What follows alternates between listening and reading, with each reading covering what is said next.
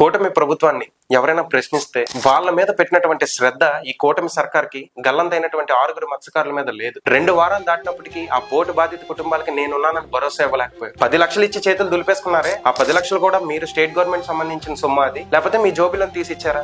Central government ఎవరైనా సరే మత్స్యకారుడు చనిపోతే ఆ మత్స్యకారుడి కుటుంబానికి 10 లక్షల రూపాయలు వెంటనే ఇవ్వాలని చెప్పి ఒక జీవో ఉంది. అప్పుడు ఇంకా స్టేట్ గవర్నమెంట్ ఎక్కడ ఇచ్చినట్టు? మీ 5 మంత్రులు సింగపూర్ వెళ్లి విలాసాలకి 96 లక్షలు ఖర్చు చేశారే, ఈ 6 బతుకులు కూడా 96 లక్షలు విలువ చేయవా? ఎందుకు ఇవ్వలేకపోయారు మీరు? రాష్ట్రంలో ఏం జరిగినా కనిపించేది స్పందించేది జగన్ ఒక్కడే. ఆయన పార్టీ తరపు నుంచి గల్లంతైనటువంటి 6 కుటుంబాలకి 7 లక్షల రూపాయలు ఒక్కొక్కడికి పార్టీ తరపు నుంచి కూడా మీ అందరికీ కూడా మనం చేయగలిగిన సహాయం అంతా కూడా చేస్తామమ్మా. బ్రతికి ఉన్నటువంటి చిన్న కూడా 7 లక్షల రూపాయలు శాంక్షన్ చేశారు. ఆయన అధికారంలోకి వస్తే 50 లక్షల రూపాయలు ఇస్తానని, పోటుని కూడా మీ బతుకు తెరువు కోసం ఇస్తానని చెప్పి హామీ ఇచ్చారు జగన్మోహన్ రెడ్డి గారు. అలా జగన్మోహన్ రెడ్డి గారు అక్కడికి వెళ్ళగానే ఒకరు కాళ్ళ మీద పడిపోయారు, ఇంకొక ఆవిడ రెక్కాడితే గానీ మాకు పూట గడవని స్థితిలో ఉన్నామని చెప్పి బాధపడ్డారు. మరో మత్స్యకారుడైతే జగన్ వచ్చాడు, మా బతుకులు మారుతాయని ఆస్తో ఎదురు చూశాడు. ఈ 10 లక్షలు ఏమి సరిపోద్ది?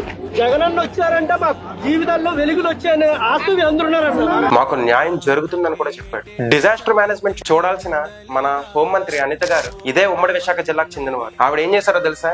జూమ్ కాల్స్ లో పరామర్శించారు. చంద్రబాబు గారు ఏమొచ్చి విదేశీ యాత్రలో ఉన్నారు, మన చంద్రబాబు గారు ఏమొచ్చి ముంబైలో ఉన్నారు. అంటే సామాన్య ప్రజలు కష్టాలు వీళ్ళకి అవసరం లేదా? ఓట్లే కావాలా వీళ్ళకి? వాయిస్ ఆఫ్ వాయిస్లెస్ గా అడుగుతున్నాం.